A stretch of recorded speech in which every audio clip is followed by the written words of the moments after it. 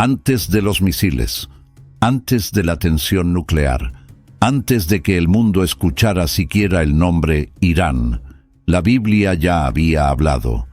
¿Qué pasaría si te dijera que la hostilidad creciente entre Israel e Irán no es solo el fruto de la política moderna, sino parte de una historia divina escrita hace miles de años? Una historia que no empezó con gobiernos, sino con dos hermanos, y que terminará con una colisión global como nada que el mundo haya visto. Hoy en día resulta fácil encasillar este conflicto como geopolítico, pero ¿y si algo más profundo se está desarrollando bajo la superficie? ¿Y si la Biblia no solo predijo esta tensión, sino que incluso nombró a los protagonistas, describió las alianzas y reveló cómo termina todo? Bienvenidos a una guerra espiritual disfrazada de política. La nación que hoy conocemos como Irán tuvo otro nombre en las Escrituras, Persia. Y lo que estás a punto de descubrir es que Persia, lejos de ser una nota al pie, es un personaje central en la línea profética de Dios. Desde reyes que liberaron Jerusalén hasta profecías de una guerra final, el recorrido de Persia por las páginas bíblicas resulta asombroso. Pero en algún momento algo cambió. Persia pasó de ser el instrumento de Dios a colocarse en oposición a su pacto. Y hoy, ese imperio ancestral, renacido como la República Islámica de Irán, declara abiertamente su odio a Israel, financia el terror en sus fronteras y promete su destrucción. Pero nada de esto sorprende a las Escrituras. De hecho, ya fue profetizado. En un instante, descubriremos una profecía del libro de Ezequiel, capítulo 38, una que menciona a Persia y la sitúa en el centro del conflicto final contra Israel. Reviviremos el ascenso de Ciro el Grande, el coraje de la reina Esther, el exilio en Babilonia y las visiones de Daniel, todo conduciendo a lo que muchos creen que podría estar desarrollándose ante nuestros ojos. Esto no es solo otra guerra. Esto es Israel versus Irán, la guerra profética que nadie esperaba. Y si piensas que esto trata solo de territorio, lo que viene a continuación puede cambiar para siempre tu visión del fin de los tiempos. Para entender por qué Israel e Irán se encuentran en lados opuestos de la profecía, tenemos que retroceder mucho más allá de las fronteras modernas y los tratados rotos. Tenemos que volver a un momento que marcó el destino de las naciones, un momento en que un solo hombre tuvo dos hijos. Abraham. Escogido por Dios, se le prometieron no solo descendientes, sino una tierra, un pacto que se extendería a lo largo de generaciones. Pero mucho antes de que esa promesa se cumpliera por medio de Isaac, Abraham tuvo otro hijo, su primogénito, un hijo nacido de la desesperación y del tiempo humano. Su nombre fue Ismael. Nacido de Agar, una sierva egipcia, Ismael fue profundamente amado por su padre, pero Dios fue claro, el pacto pasaría por Isaac, el hijo de la promesa, no el del apuro. Como leemos en Génesis capítulo 17, versículos 19 al 21, Dios dice: «Estableceré mi pacto con Isaac, pero en cuanto a Ismael, te he escuchado. Ciertamente lo bendeciré, y lo haré una gran nación». Dos hijos, dos destinos, uno escogido para el pacto, otro prometido a la grandeza, pero desde la distancia. Y de estos hijos nacieron dos linajes. Los descendientes de Isaac se convirtieron en los israelitas. Los de Ismael formarían muchas de las tribus árabes, incluidas aquellas que hoy trazan su legado hasta las naciones islámicas modernas. Pero hay más. En Génesis capítulo 10, versículo 2, se nos presentan los descendientes de Jafet, el hijo mayor de Noé. Entre ellos está Madai, el antepasado de los medos. Su pueblo eventualmente se uniría con otra tribu, los persas. Juntos formarían uno de los imperios más poderosos que el mundo haya conocido, el imperio medo-persa, la raíz ancestral de lo que hoy conocemos como Irán. Así que ahora, capa por capa, el rompecabezas espiritual y ancestral se vuelve claro.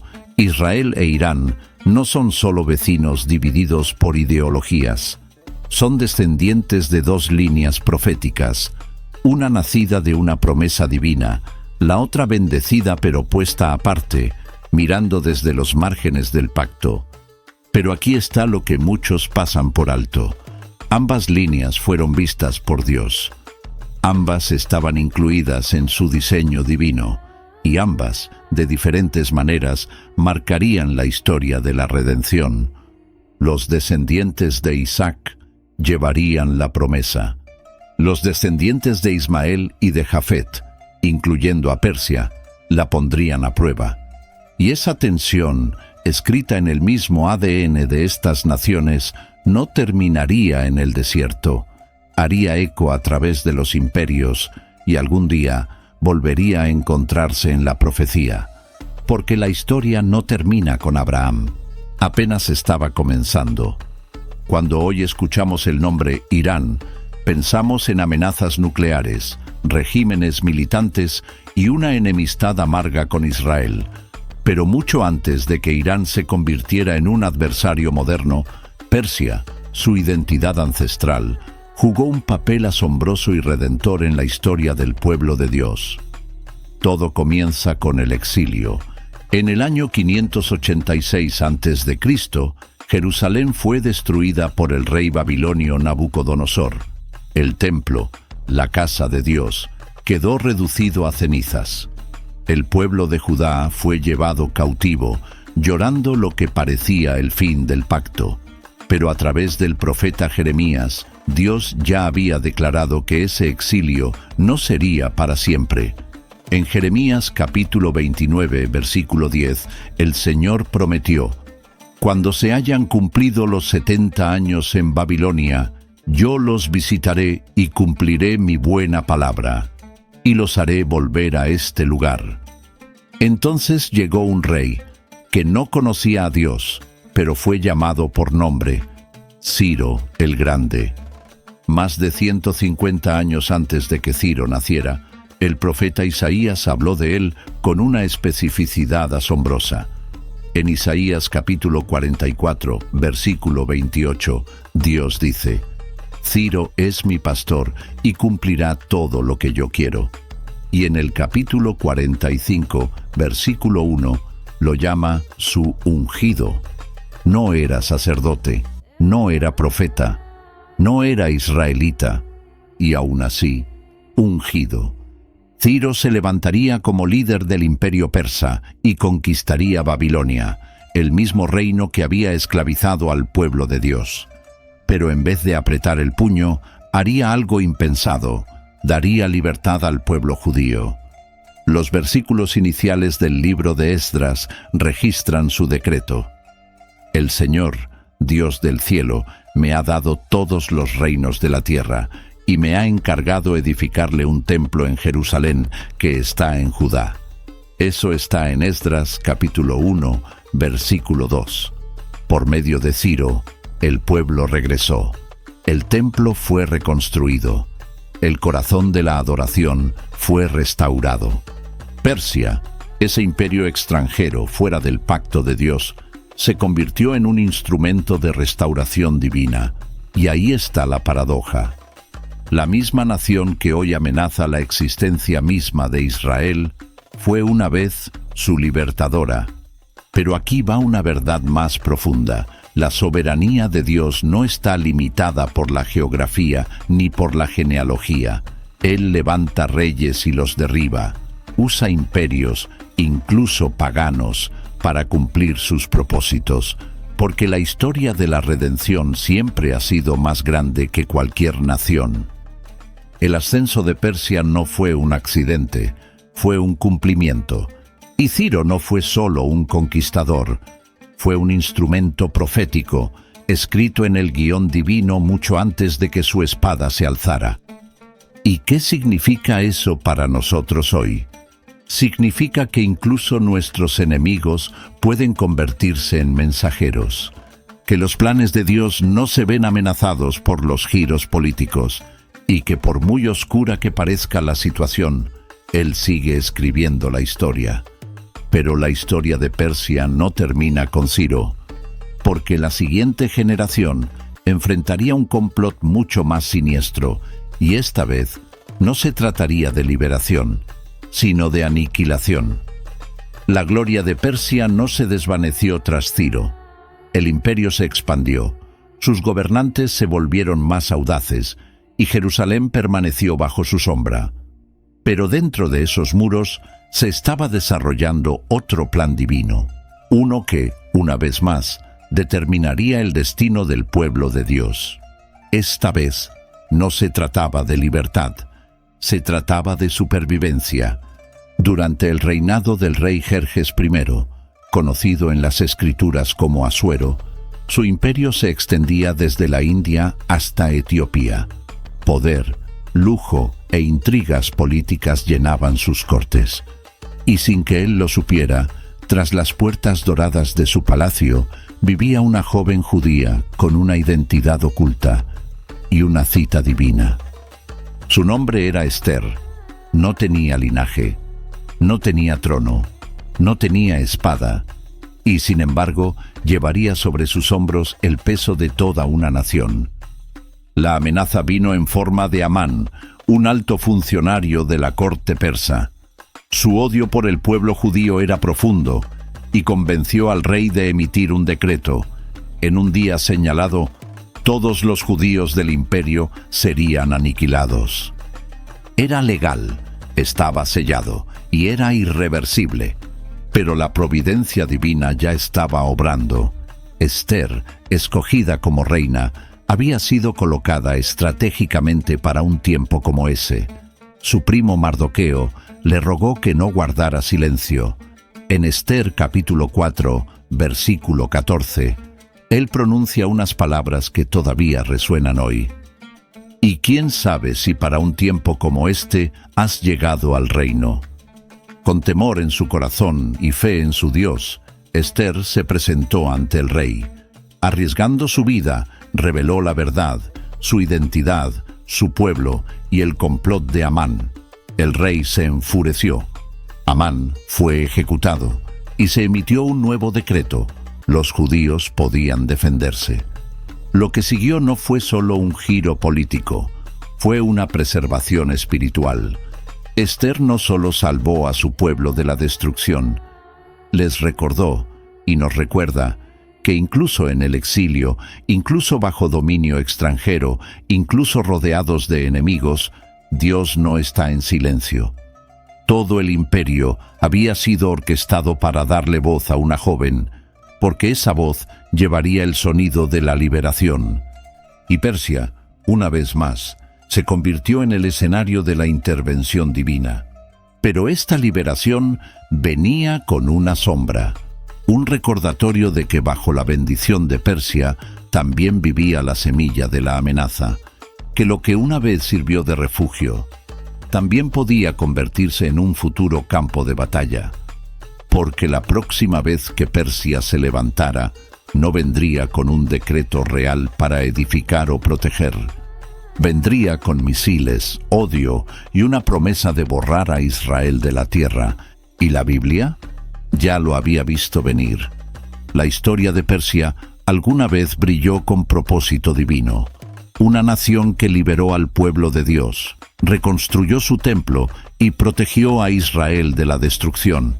Pero la historia no es estática, y la profecía siempre avanza. En algún punto del largo camino del tiempo, Persia cambió, y lo que Dios una vez usó como escudo, ahora se ha convertido en espada. La caída del imperio persa dio paso a siglos de conquistas, desde los griegos hasta los árabes, desde los mongoles hasta los otomanos. La tierra que una vez gobernó Ciro fue moldeada una y otra vez. Pero algo significativo ocurrió en 1979, algo que marcaría el regreso, no de un aliado bíblico, sino de un adversario moderno. la Revolución Islámica. Liderada por el Ayatolá Ruhollah Jomeini, la revolución derrocó la monarquía iraní respaldada por Occidente y la reemplazó con un régimen teocrático estricto, enraizado en el Islam chiita. Desde ese momento, la nueva República Islámica de Irán declaró su misión no solo como nación, sino como fuerza espiritual, y en el centro de su ideología se alzó un blanco: Israel. Para los clérigos gobernantes de Irán, Israel no es solo un rival político, es visto como un impostor, un cuerpo ajeno plantado en lo que ellos creen que debería ser tierra islámica. Irán no simplemente se opone a la política israelí, niega el derecho de Israel a existir. Esto no es teoría, está escrito en la Constitución de Irán, se repite en los cánticos de sus líderes: muerte a Israel. Y se financia con miles de millones en armas, apoyo a grupos terroristas como Hezbollah y Hamas, y ambiciones nucleares que el mundo observa con creciente temor. Lo que comenzó como una alineación divina de Persia se ha convertido en una rebelión espiritual de Irán. Pero no deberíamos sorprendernos, porque la Biblia no solo registró el papel de Persia en la restauración de Israel, también profetizó el papel de Persia en su futura oposición. El cambio de aliado a adversario no es solo histórico, es profético. Porque el Irán que vemos hoy no es un régimen al azar, es el resurgimiento de un espíritu que la profecía ya había puesto en movimiento. La pregunta que debemos hacernos no es cómo Irán se convirtió en enemigo de Israel, sino por qué Dios permitiría tal giro. Y aquí yace una verdad que sacude. A veces las mismas naciones que Dios usó son permitidas a levantarse otra vez, no como protectores, sino como instrumentos de juicio, de prueba, de cumplimiento. A menudo pensamos en la profecía como algo por venir. Pero, ¿y si ya estamos viviendo bajo la sombra de su cumplimiento? Porque Irán, la antigua Persia, está a punto de reentrar en las páginas de la profecía. Y su próxima aparición no será de liberación, será de guerra. Mucho antes de que existiera Irán, antes de la República Islámica, antes de los cohetes, las milicias y los temores nucleares, el profeta Ezequiel recibió una visión, y en esa visión Persia fue nombrada. Ezequiel capítulo 38 es una de las profecías más misteriosas y debatidas de toda la Biblia. Habla de un tiempo futuro, un día en que una coalición de naciones se levantará para invadir la tierra de Israel, no por política, no por economía, sino para cumplir algo mucho más antiguo, una confrontación espiritual contra el pueblo escogido de Dios. Y en el centro de esa coalición, Persia. En Ezequiel capítulo 38, versículo 5, la profecía enumera a las naciones. Persia, Cus y Fut estarán con ellos, todos ellos con escudos y cascos. Persia, el Irán de hoy, es el primer nombre mencionado. Pero ¿quién lidera esta coalición? El capítulo comienza con una figura extraña y críptica: Gog, de la tierra de Magog, el príncipe soberano de Mesec y Tubal. Aunque los estudiosos difieren sobre la identidad exacta de Gog, muchos creen que Magog apunta a la región al norte de Israel, a menudo asociada con partes de Rusia o áreas de Asia Central actuales. Junto con Persia, Cus, Sudán o Etiopía, Fut, Libia y otros aliados, estas naciones forman una alianza militar que descenderá sobre Israel en los últimos días. Pero esto no es solo una guerra de hombres. En Ezequiel capítulo 38, versículos 10 al 11, el profeta escribe: Esto dice el Señor soberano: en aquel día pensamientos vendrán a tu mente y maquinarás un plan perverso. Dirás: iré contra una tierra de aldeas indefensas, un pueblo tranquilo y confiado. no es solo un ataque, es una ilusión de poder. Un momento en que las naciones creerán que por fin pueden borrar a Israel del mapa. ¿Te suena familiar? Hoy, Irán financia públicamente a grupos que rodean a Israel por el norte y el sur. Arma a Hezbollah en el Líbano, apoya milicias en Siria y Gaza, construye alianzas con naciones que, al igual que en la visión de Ezequiel, comparten un objetivo: eliminar a Israel de la región.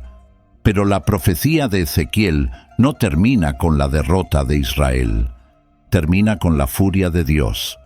En Ezequiel capítulo 38, versículos 18 al 23, el Señor dice: «Mi ardiente furor se encenderá, ejecutaré juicio con peste y sangre, lluvias torrenciales, piedras de granizo, azufre ardiente».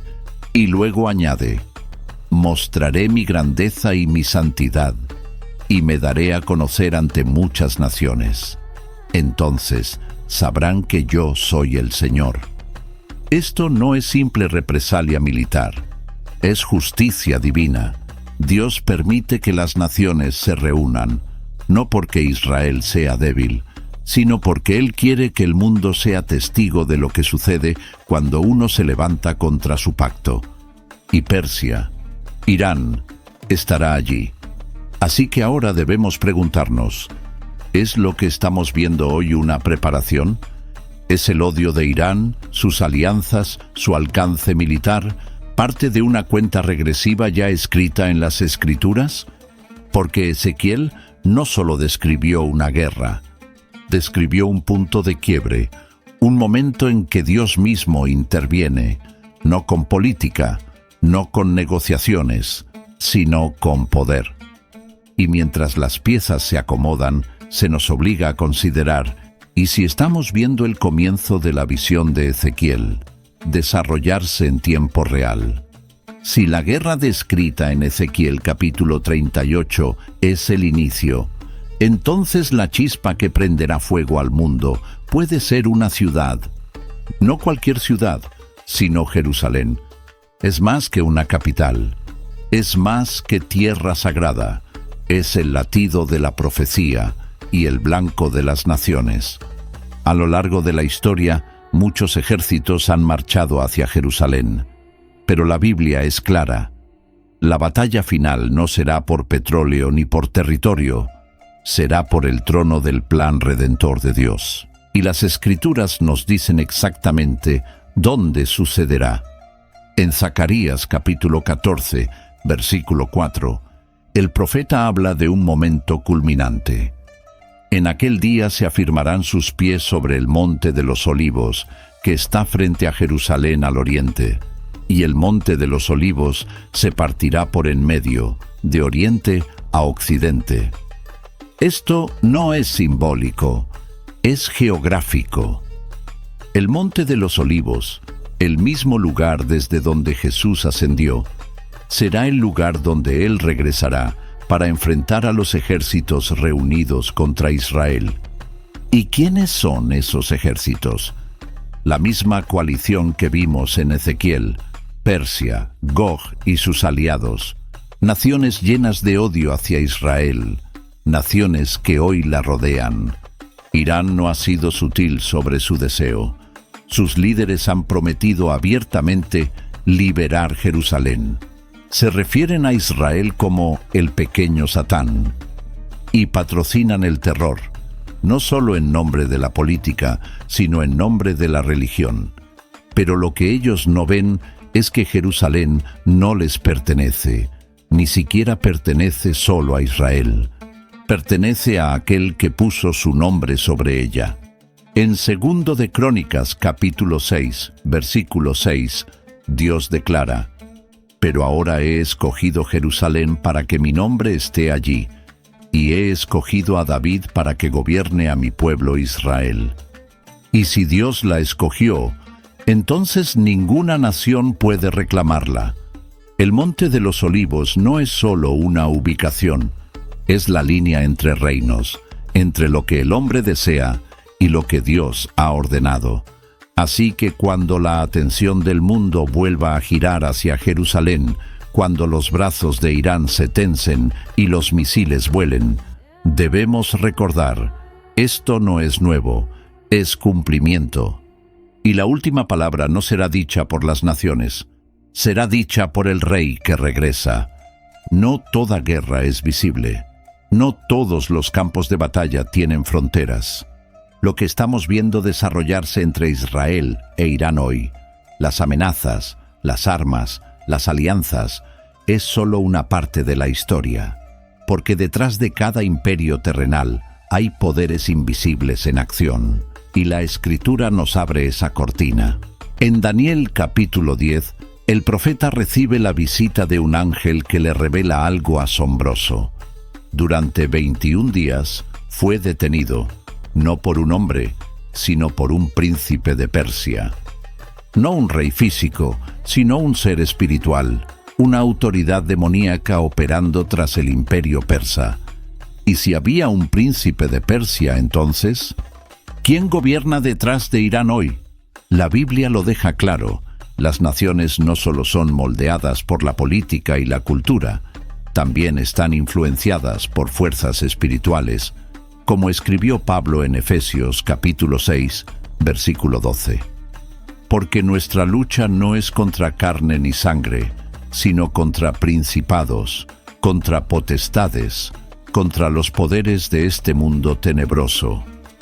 La guerra de Irán contra Israel no está solo impulsada por ideología, está energizada por algo más antiguo y más oscuro. El odio hacia Israel tiene raíces espirituales, porque Israel no es solo una nación, es un testimonio de la fidelidad de Dios, una señal de que sus promesas permanecen. Y para Satanás, no hay amenaza mayor que un pacto que aún se mantiene en pie. Por eso la furia de Irán arde tan insistentemente, porque la existencia de Israel es un recordatorio del Dios que no puede ser derrocado. Y esto nos lleva a una realidad escalofriante, una que no podemos ignorar. En 1 de Juan capítulo 2, versículo 18, la Escritura nos advierte sobre el espíritu del anticristo, una fuerza que niega al Padre y al Hijo, que se opone al reino de Cristo y persigue a su pueblo. Este espíritu no solo se manifestará en los últimos días, ya está obrando. Se manifiesta en sistemas, ideologías y sí, incluso en naciones que se enfurecen contra las cosas de Dios. La misión de Irán de destruir a Israel es más que una ambición política. Es un reflejo de ese espíritu, un odio demoníaco dirigido a borrar la evidencia visible del pacto de Dios sobre la tierra. Pero hay algo que el infierno olvida. Cada flecha lanzada contra Israel apunta en última instancia al carácter de Dios. Y cada intento de maldecir lo que Dios ha bendecido se revierte. Porque los propósitos de Dios no son frágiles, son a prueba de fuego. Y aunque la guerra espiritual arda, el resultado ya está sellado. Así que mientras vemos cómo el conflicto se intensifica, mientras Irán se acerca a las fronteras de Israel y los tambores de guerra suenan cada vez más fuerte, no veas solo naciones, mira la batalla detrás de la batalla, porque la guerra que estás presenciando no es solo física, es profética, es espiritual, y ya ha sido vista por los ojos del cielo. Es fácil mirar los conflictos globales desde lejos, pasar de largo por los titulares y pensar, eso está allá. Pero si lo que hemos visto es verdad, si esto no es solo guerra, sino profecía en desarrollo, entonces la Iglesia no está llamada a ser espectadora. Estamos llamados a permanecer firmes, no con armas, no con ira, sino con claridad, convicción y oración. La Iglesia nació en Jerusalén. Fue en esa ciudad donde el Espíritu Santo descendió como fuego, y es hacia esa misma ciudad que la profecía vuelve a mirar. Este no es el tiempo para que el cuerpo de Cristo esté distraído, dividido o dormido. En el Salmo 122, versículo 6, se nos ordena: oren por la paz de Jerusalén, que vivan seguros los que te aman. No como un gesto político, sino como un acto de obediencia, porque orar por Jerusalén es orar por el cumplimiento del pacto de Dios, por el regreso del Rey y por la protección de su pueblo. Pero el papel de la Iglesia va más allá de la oración. Es también discernimiento. No podemos darnos el lujo de ver el conflicto entre Israel e Irán como solo otro ciclo de noticias. Detrás de cada titular hay un temblor espiritual, y detrás de cada temblor una señal de que nos estamos acercando al momento en que los cielos se abrirán y el verdadero Rey regresará. La Iglesia debe despertar. Debemos ser la voz que le recuerde al mundo: esto no es caos, esto es convergencia. Y mientras el mundo se prepara para la guerra, nosotros nos preparamos para la venida del Señor. Así que pregúntate: ¿estamos viendo con los ojos abiertos? ¿O nos hemos vuelto insensibles, adormecidos por la comodidad y el ruido? Porque las señales ya nos están escondiendo. Y la Iglesia tampoco puede hacerlo. La guerra entre Israel e Irán no está comenzando. Ha estado gestándose por generaciones.